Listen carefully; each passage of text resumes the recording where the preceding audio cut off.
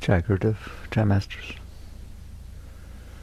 There are so many things that people teach about religion, about God, about spirituality, about personal growth. It gets very, very complicated. But it's really very, very simple. Starting position. I live in here. I don't live out there. I'm in here. Right? Are you in there? Everything I experience is in here. You say, no, I experience out there. No, you do not. Out there comes into you so that you experience inside. That's why you have sensors. They shouldn't call them senses. On computers we call them sensors. An optical sensor. They're sensors. They pick up what's out there. And what a sensor does? It picks up what's out there. Why? Because I can't be out there. I'm not out there. I'm in here. And so are you. That's the essence. That's the start. That's really the beginning and end of all spirituality. You are always inside.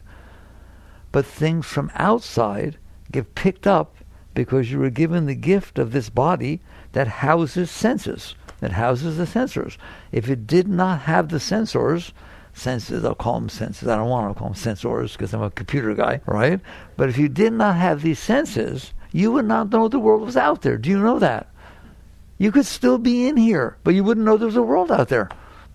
It is only because sight, touch, taste, sound, all the five of those things pick up the vibrations. Each one picks up a different vibration. Your ears don't pick up light. Your eyes don't pick up sound.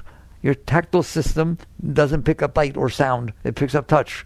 Your senses pick up different vibrations. That's all they are, is vibrations from the outside world. And then it picks them up. It sends them back through your nervous system. That's your wiring system, just like a computer. It doesn't just pick them up and stay there.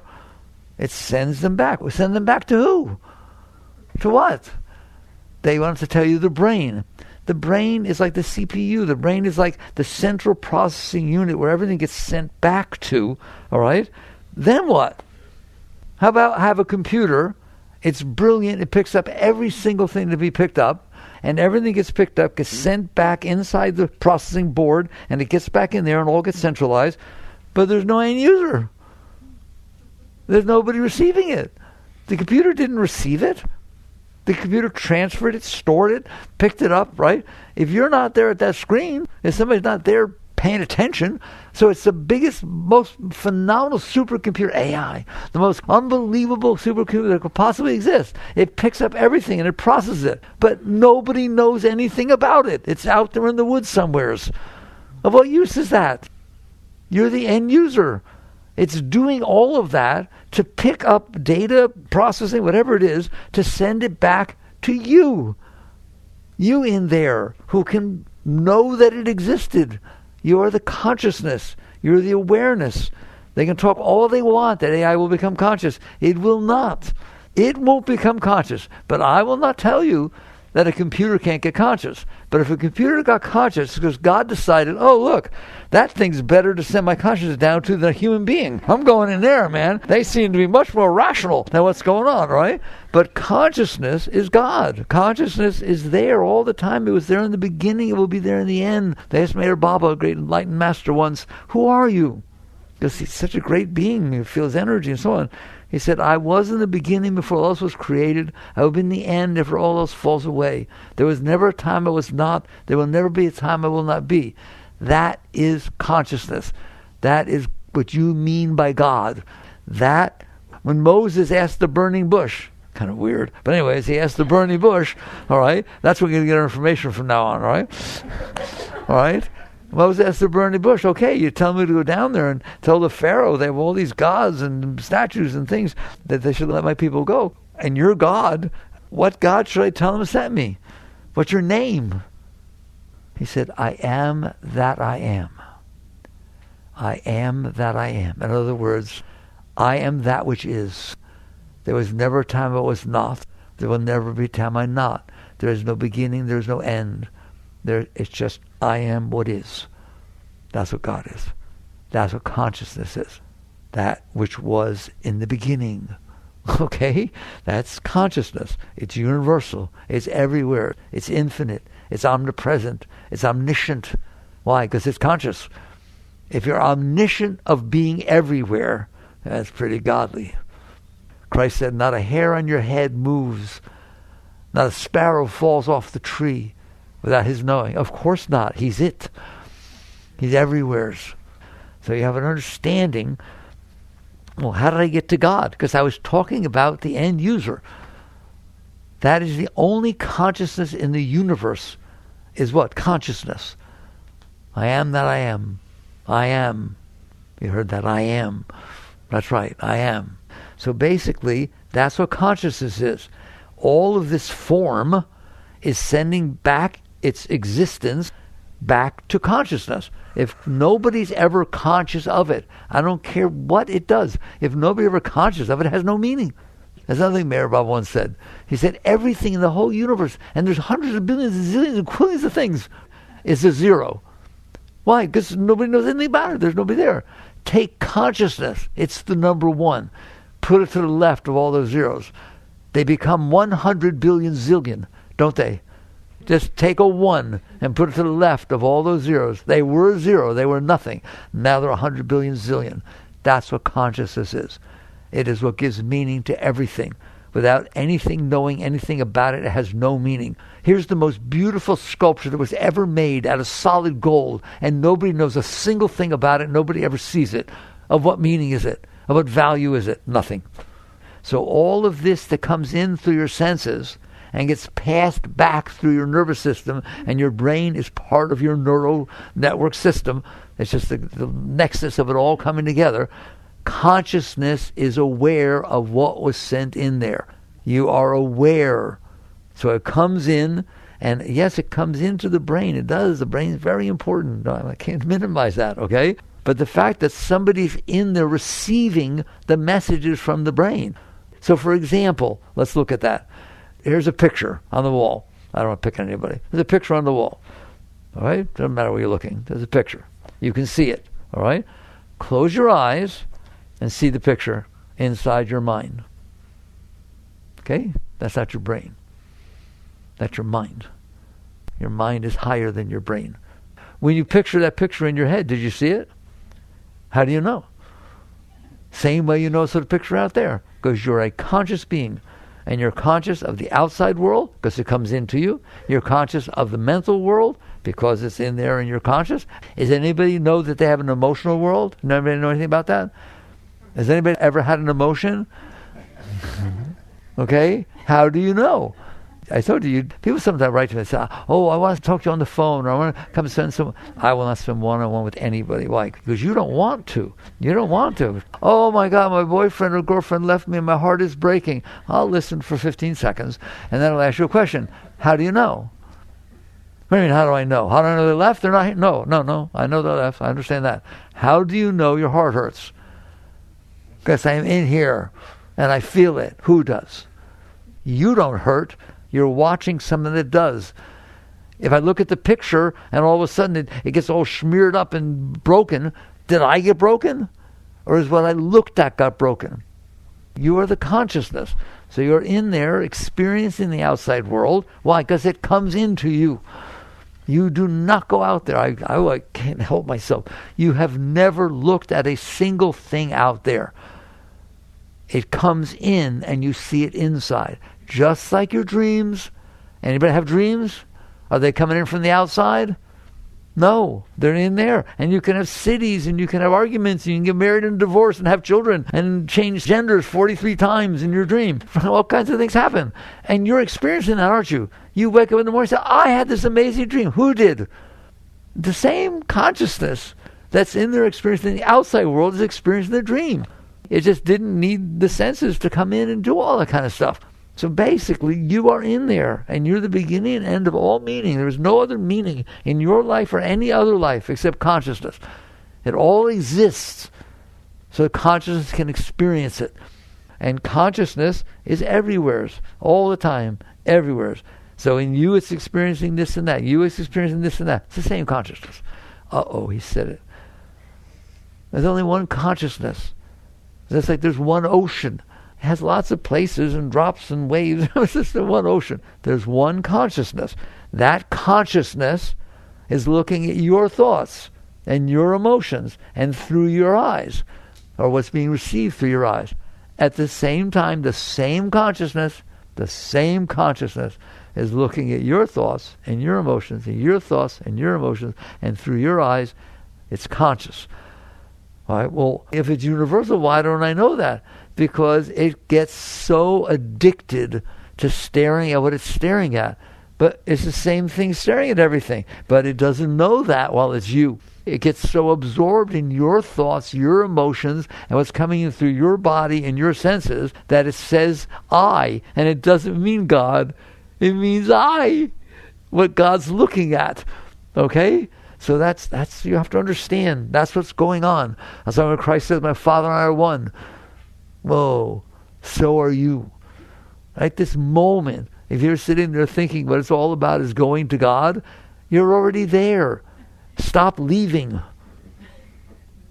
Did you hear that?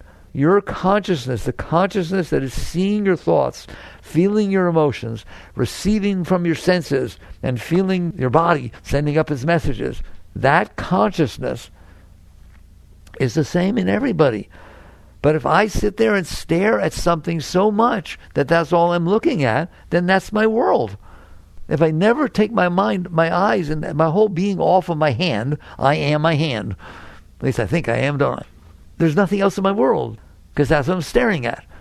So if you stare at you, meaning your thoughts, your emotions, your body, what's coming in through your senses, which is nothing, it's a tiny little spot of the universe, all right? Then you say that's what I am, because that's your whole experience of life. But that's not who you are. You're the one who's looking. You're the seer, the objective observer, the witness. Call it whatever you want. You're the consciousness back there. And just to get it out right now, what does witness mean? I am no longer lost in thinking I am my thoughts. I am no longer lost in thinking I am my emotions. Do I have a body? Yes. Do I experience the body? Yes.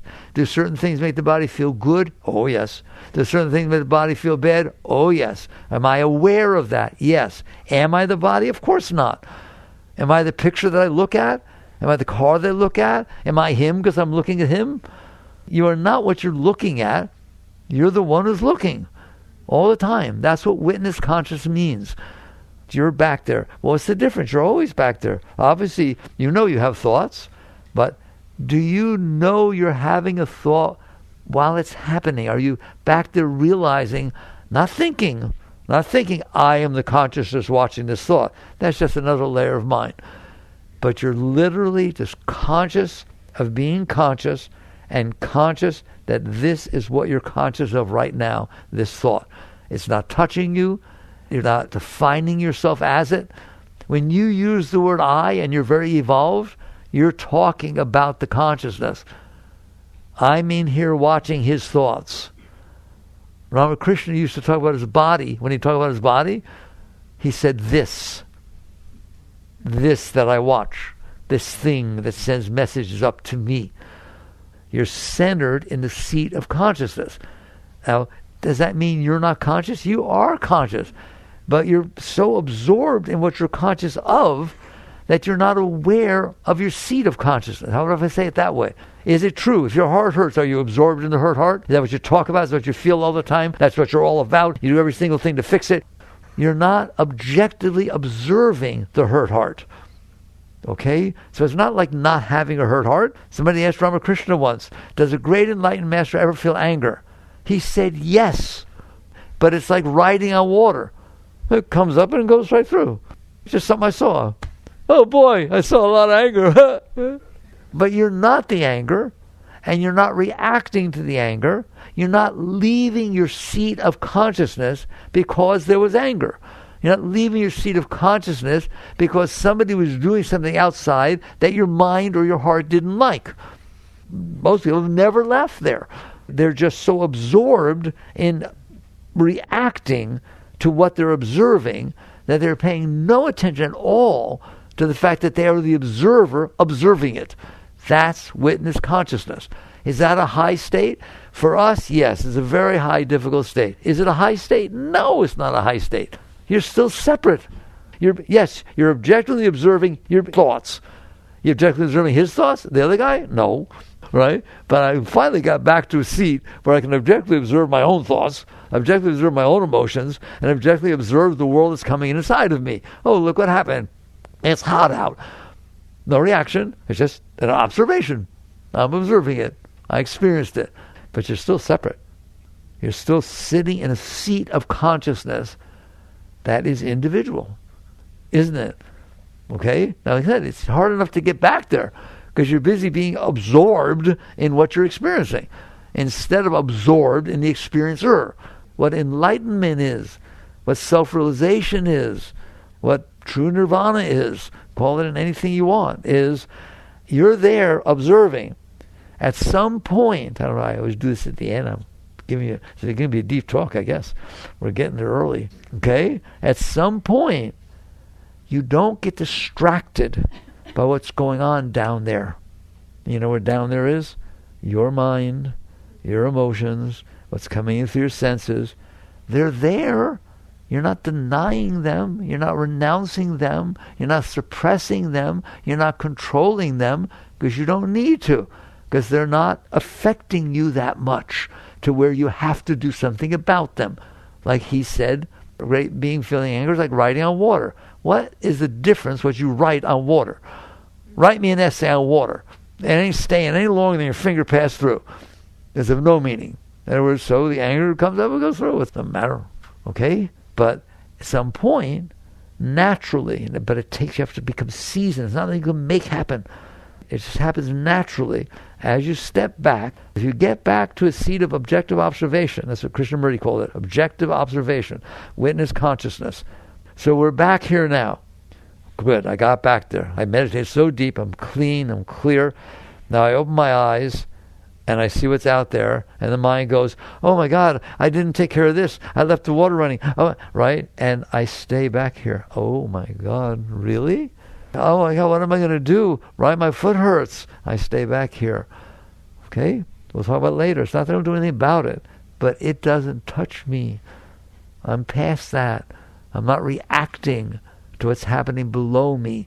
I stay centered. That's what I say. You all use those words. I stay centered. I stay clear.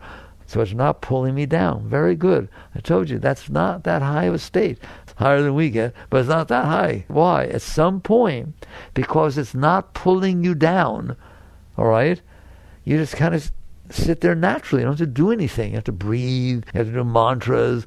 That's all. What is doing a mantra? My mind is neurotic. It distracts me. It drives me crazy. If I do a mantra, that's much more neutral. Instead of saying, oh my God, what if she doesn't like me? What if she tells somebody something about me that I don't like? Instead of saying, Guru, much nicer, much nicer. Okay? And then all of a sudden, it's not so hard to not get sucked down there. Make sense to you? All right. That's all the techniques are about how to deal with the fact that you can't handle what's going on down there. You're getting upset. Breathe. Pranayama. Breathe. Breathe. In other words, there are things you can do in here that make it a little bit easier to live in there with the fact that what's going on, and you know, we're talking you, I'm not talking about out there, in here. It's not so easy to live in there, is it? It's weird. That's a good word for it. It's not bad or good. It's just weird. It's up, it's down. It's, the slightest thing is different. Okay? So how do you live in there? All your techniques are about teaching you how to not get lost in the garbage, that goes on inside your mind, inside your heart, and the world. Doesn't mean you don't deal with it. We'll talk about that later. You deal with it, but not because you can't handle it. That's a whole different thing. Everything I'm doing out there is because I can't handle it not being the way I can handle. I get upset. I get attracted. I get rejected. I get scared. I get weird. Let's just call it weird. No, you want to call it weird? You want to call it weird? You can get mad at me. So it gets weird in there. And because it gets weird in there, you need to try to manipulate and control the world around you so that when it comes in, it doesn't get weirder. And maybe it gets a little less weird. So that's what you're doing that's what the self is doing in there. You fell from the garden. You got pulled down into this mess. And now you have to struggle to try to be okay. And that's what you're doing your entire life. And unless you wake up and work on it, that's what you're going to do. Try to be okay. You know why you're trying to be okay? Because you're lost in that which isn't okay.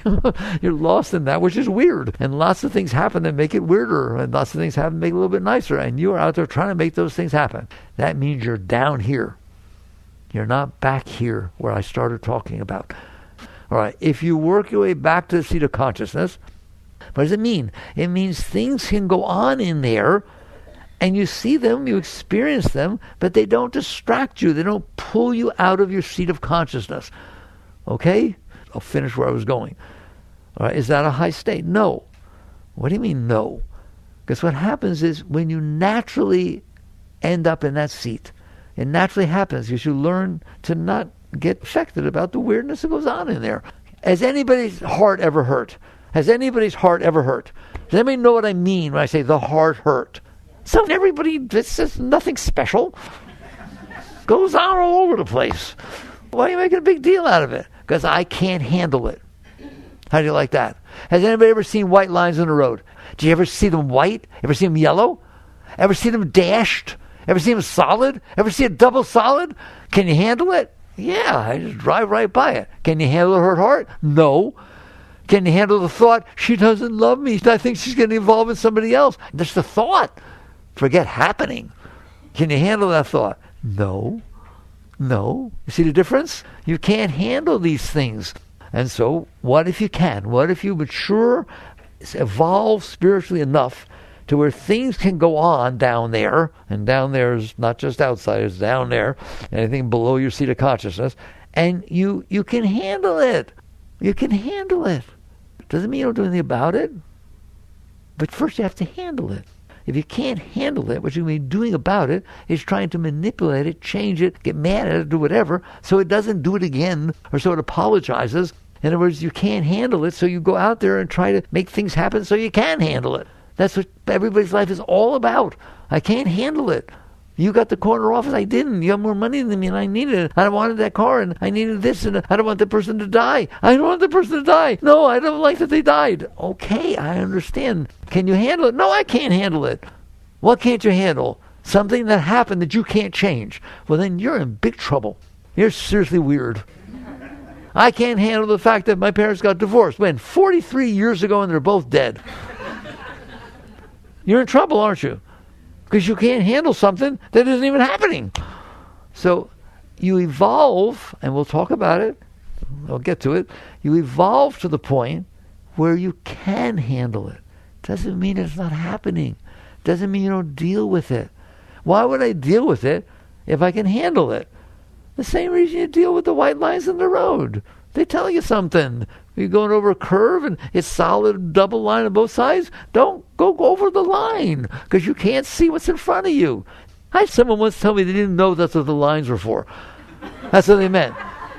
When it's solid, don't pass. Why? Because you can't see what's in front of you. They've decided the curve is just far enough away that you should... I'm glad I'm telling you this. In case you didn't know. All right? You can handle it. So what does that mean? You listen to it. You say, thank you. Thank you, lion.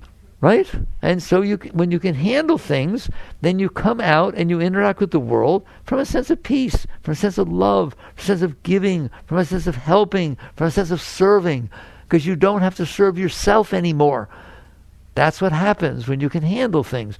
Now I don't have to work with me. I can help you because I'm not doing everything for me. All right? But you're not going to be like that if you can't handle it, because you can't handle it. All right. Now, we're talking about you can handle it. So you finally get back there. How? Practice. You'll see. You practice, and you realize, I can handle it. I can deal with this. I can handle this. Right? Then it doesn't distract your consciousness as much because you can handle it. Okay? Now what happens? I said it's not such a high state to stay in that conscious state, be aware of what's happening down there, and not letting the weirdness affect your service of life, how you're interacting with your life. What happens? You start to feel an energy not pulling you down, which is happening now. It pulls you down into you. It starts pulling you up. What did I have to do to make that energy happen? Not get pulled down. All of a sudden, because you don't get pulled down, you're going to find out you're being pulled up. It's natural. It's always happening. But you're being pulled down. It's like an anchor. This whole thing below you is an anchor that's keeping you from God, keeping you from self-realization. Right? When you're able to handle it, so it's not keeping you from anything, it's something you can handle, it starts to get pulled up. It's called the ascent. And it happens very naturally. And that's when you really learn. Some people want to know how deep spiritual teachers learn what they learn. Because they got to that state and they notice what's pulling them down. Why? Because there's something pulling them up. And you notice that a thought can make it stop pulling you up. It didn't stop pulling you up. You stopped going up because you were busy being distracted down. That's why people should realize religions are, yes, I felt God. He's pulling me. Of course, that's wonderful. It's wonderful what you're doing, right? And you're not of my religion, and I don't like that. Okay, I'm going to go on a crusade and kill all you guys that don't believe what I believe. Let's see how much that energy is still pulling you up, because I guarantee it ain't pulling you up.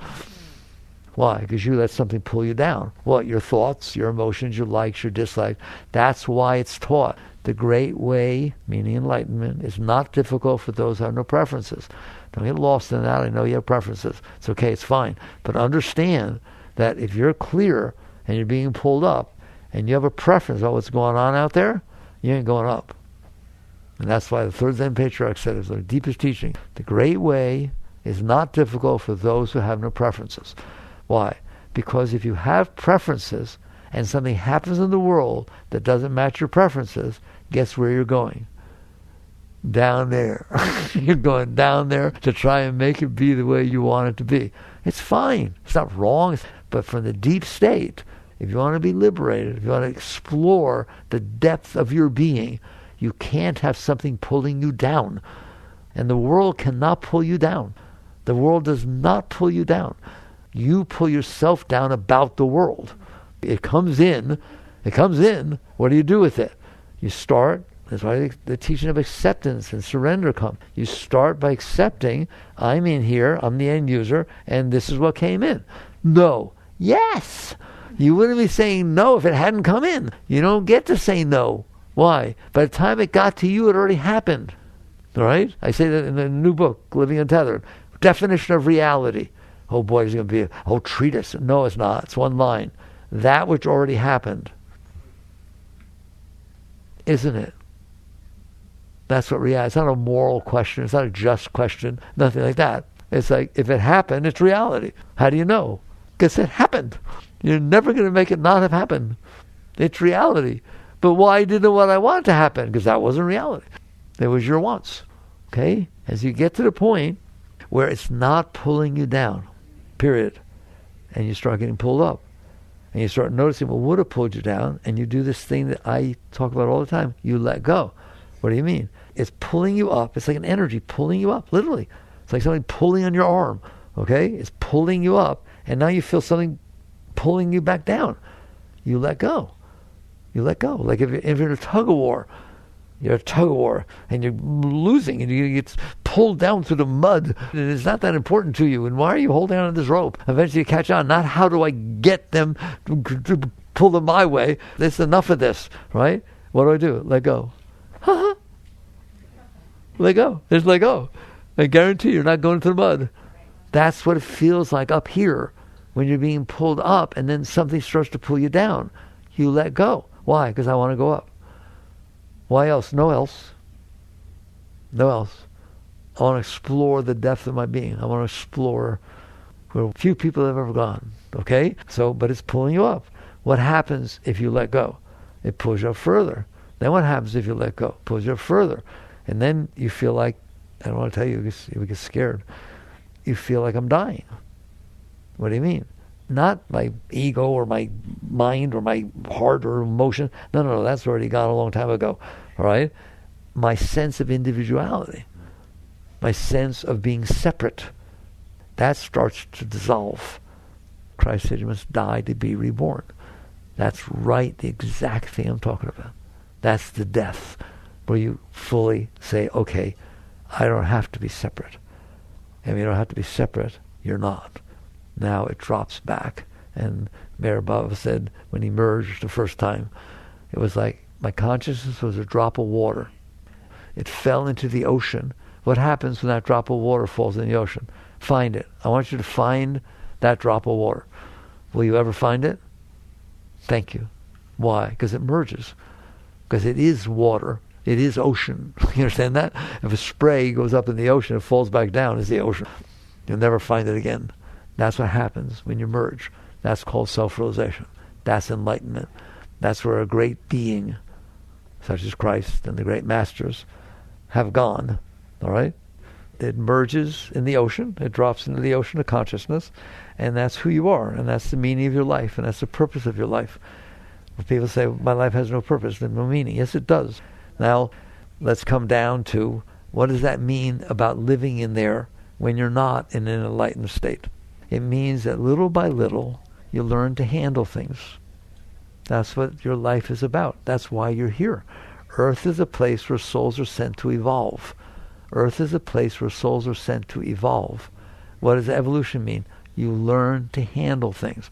As you go through different experiences in your life, which you don't like or you do like, it doesn't matter.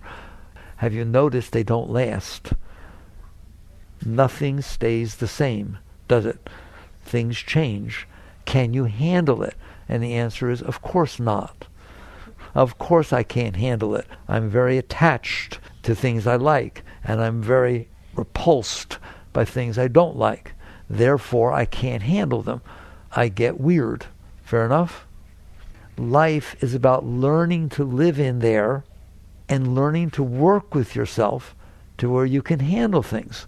But what if I can't handle them? My parents got divorced. Ever since I was little, it bothered the heck out of me. I didn't like my stepfather. He was terrible, right? And I had a terrible childhood.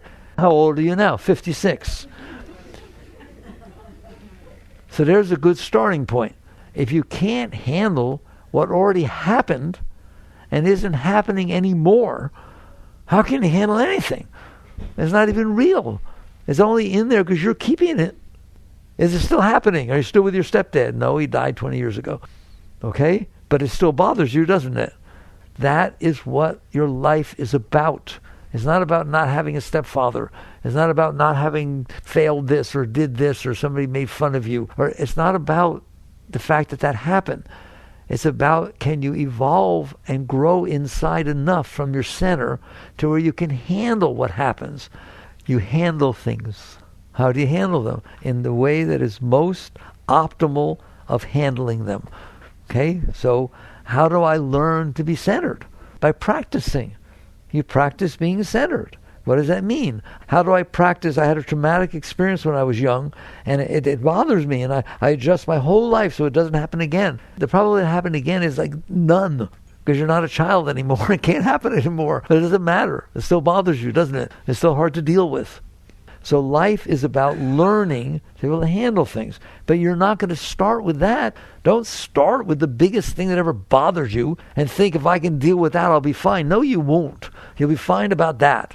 Go through, well, therapy's wonderful. I'm not talking against anything, by the way. Anything that can help you, it's wonderful. But what does it mean, help you? Help you learn to handle things. Not help you not have to deal with it. Getting drunk, doing drugs, doing crazy things that distract you. That's a lot of things you want to do. I'm in trouble inside. What will distract me outside so I'm not experiencing what's going on inside of me? You want to get distracted. No, that's not what it means to grow. Because then the situations have to be a certain way outside for you to be okay. It means I'm in here and I'm going to learn to be okay in here. Not going to learn to be okay out there. I'm going to learn to be okay in here. If you're okay in here, you're okay out there. The reason you're not okay out there is because you can't handle what happened when it came in. So it's all about learning to be able to handle things. I started high. I talked about being seated in the seat of consciousness. Yes, that's a very beautiful state, a very high state. But if you can't stay there, why can't you stay there? Because things happen I can't handle. Where? In my mind. There are thoughts that no. I cannot handle that thought. Are there thoughts you can't handle? Okay. And now, because you can't handle the thought, you can't handle anything outside that makes the thought happen. And now you have to manipulate and control people, places, and things so they don't do anything that stimulates that thought. Okay? And are the thoughts you can have that really turn you on? Come on. Right? They get you going. Oh my God, I'd be so excited. Now you got to make it happen. So you can have that feeling. So the only reason the outside affects you and you care about it is because it affects your inside. And depending on how it affects you, it turns you on, the same thing turns her off. Like when you steal her husband. Does anybody understand? Not one of you give one hoot about the outside. You care how it affects your inside. I'm not saying you shouldn't, right? But you don't. It affects your inside. I'm madly in love with you. I want to get married. Oh my God, we'll be together forever. All right? I want a divorce. I can't believe you did that. I can't believe you said that. I know. I can't even look at you. What happened? Same person. They didn't do what you wanted. It didn't make you feel good when it came in. So basically, you can't handle things. You have to learn to, if you ever want to come back to a deep spiritual state, which is what we're all here for, you have to learn to handle life. That's why life is your guru. Life is your teacher. Life is your friend.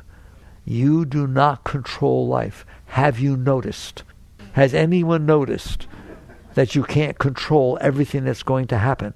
It's not about controlling. It's about handling. Now, people misunderstand my teachings. They think surrender means you don't do anything. You don't practice will. You just let it all happen. No. Surrender means when it happens and it comes in, if you can't handle it, the first thing you do is use it like practicing tennis, practicing piano. I want to practice being able to handle this. Doesn't mean you're going to handle it immediately just because you decided to practice doing it, but I guarantee you, if you will have that as a goal, as a motive, I want to be able to handle things. This has come in, what you said, I can't believe you said that. That insulted me. Can you handle it? Can I handle what? Not can I handle what you said, can I handle that it insulted me?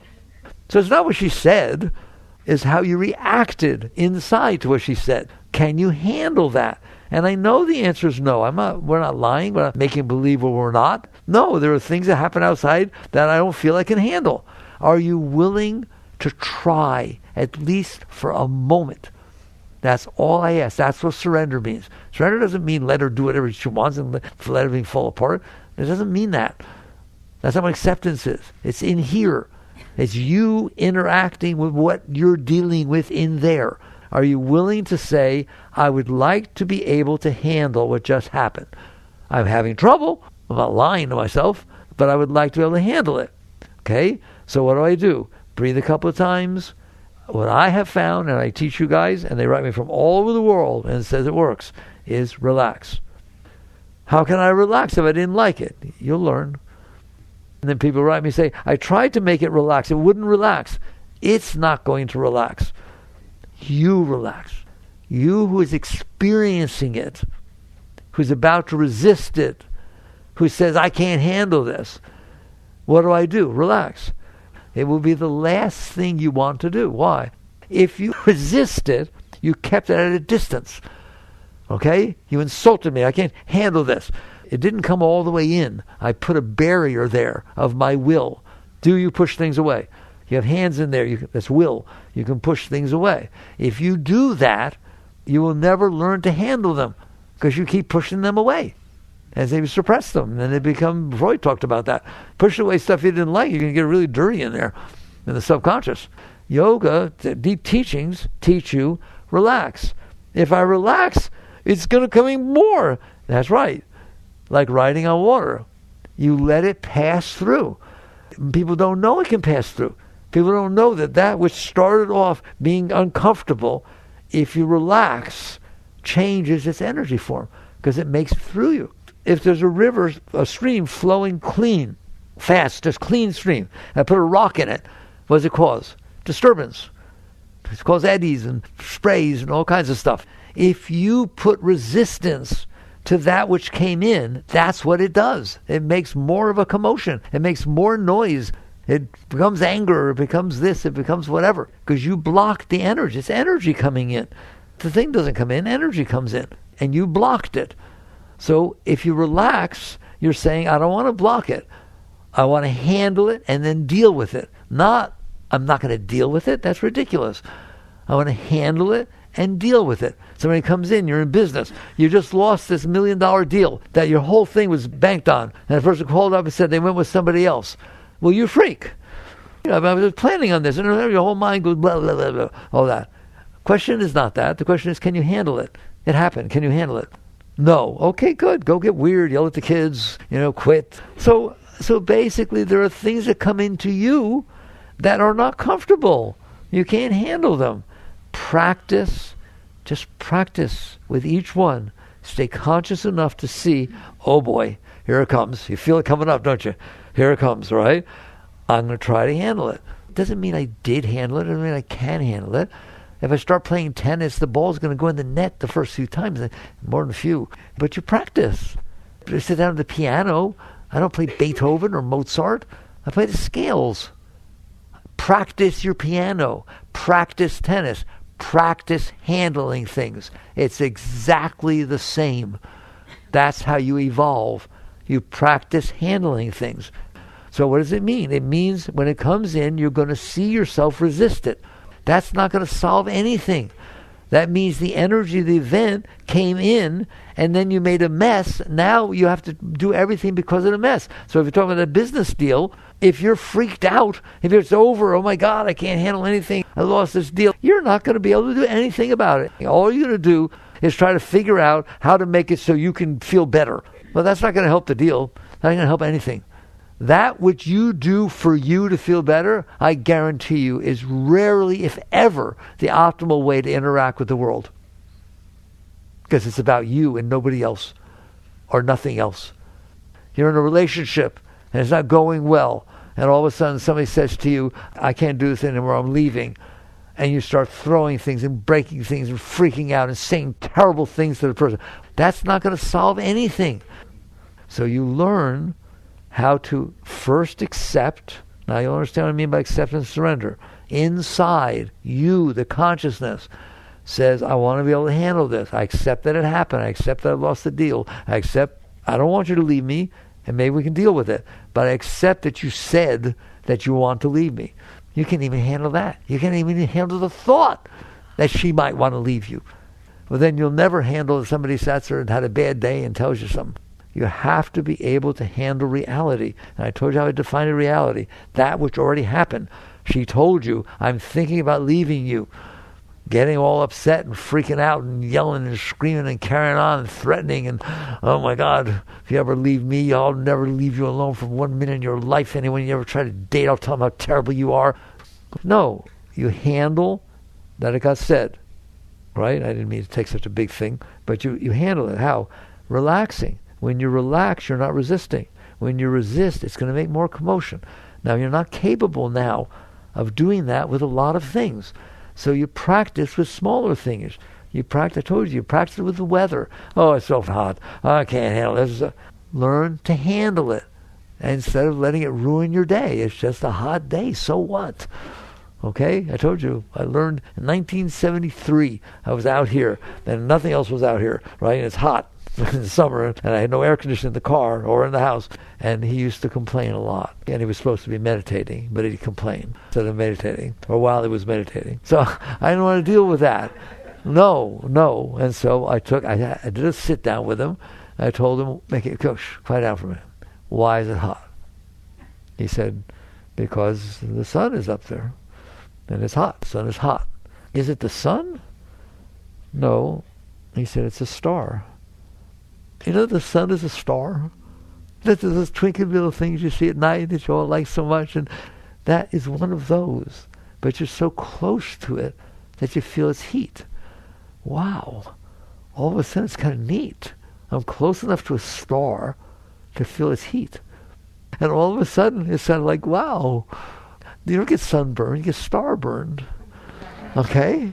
And I told you, the thing's 93 million miles away. 93 million miles away. I think the circumference of the Earth is like 25,000 or something like that. That's 93 million. And it's that hot. Okay? And all of a sudden, you learn to enjoy it. You learn to appreciate it. That's how you work with yourself. Stop fighting things that you could be able to handle, right? Here's your line. If the only reason it's bothering you is because you said so, right? That's one thing. You lose a business deal like that. It's going to be a deal. You have to deal with it, right? But if the only reason you're getting upset and it's bothering you is because you decided to, I don't want it to be hot. Oh, wow. I don't want Saturn have rings. You understand that? It's just something you decided in your mind. If I decide, oh, I like it hot, and all of a sudden, it's fine, because you said it was.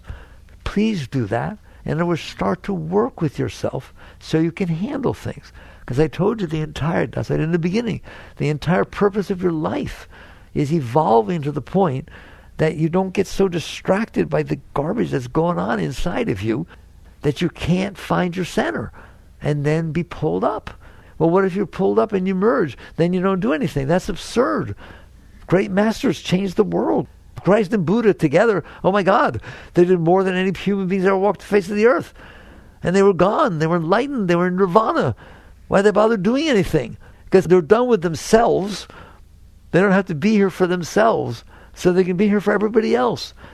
So basically, you get to the point where you understand, if you want to grow spiritually, I need to learn to handle life. I need to handle reality. And I don't do that by making it be something I can handle. I do it by practicing handling the moments that are unfolding in front of me. They are my teacher. Even the big ones, can you for one moment breathe and then get freaked out, right? Because then that moment, next moment will be 2 moments. Just like playing tennis, just like everything else. You practice handling life. Can I still be an activist? Yes, you can still be an activist, but not because you can't handle what's going on. You be an activist because I can handle it, and I think I see a better way that will help everybody, that is more balanced for humanity, and therefore I can be very active. Gandhi was that way. I can be very active, so was King. Yes, this is not well, what's going on, but he practiced nonviolence. He practiced, okay, I can handle it. How do I can handle it? Because I'm getting beat up, because this is happening. Gandhi was beat up all the time. I can handle what they're doing so that I can keep coming back and not fight back like that, or be angry back, or give them back what they're doing to me, but basically because I can handle it. I mean, Gandhi's phenomenal. He changed the world. He freed a country from the strong, the United States is a very strong country now, right? England, Great Britain was it, man. Strong stuff. One of the great empires. And he got independence. Go study the story. How do you do that? How do you fight one of the great empires that have all the armies and all this stuff? And all you are is regular people, right? Gandhi just said, okay, I can handle that you hate me. I can handle that you're prejudiced. I can handle that if I try to get salt out of the ocean, you're going to beat me up. I can handle you can put me in jail. I can handle any single thing you throw at me. Holy mackerel. So that's what it means that you handle it, but it doesn't mean you don't deal with it. You see the difference? You just don't deal with it because you can't handle it. That's ultimately what I want to talk about today. If you're dealing with it because you can't handle it, you're only doing it for yourself. It's selfish. You're just manipulating the world to try to be the way you can handle. That's not a very spiritual thing to do. So you let go first, then you interact to the best of your ability. What is the best of my ability? I find out later was stupid. You did the best you could at the time. That's all you can do. You're as clear as you are, and then you'll get clearer later. And you'll look back and say, boy, that was dumb. Fine. Say thank you. Thank you that the dumb part made you wiser. Okay? So that's what it means to grow spiritually. It means to let go, not fight and resist, and not try to make everything be the way you want, but interact with the world from a place of clarity to the best of your ability. The world would be a much better place, wouldn't it, if everybody did that? Instead of trying to get what they want, try to look and see what works for everybody. And then come out and try to work with that. All right? Jagrata.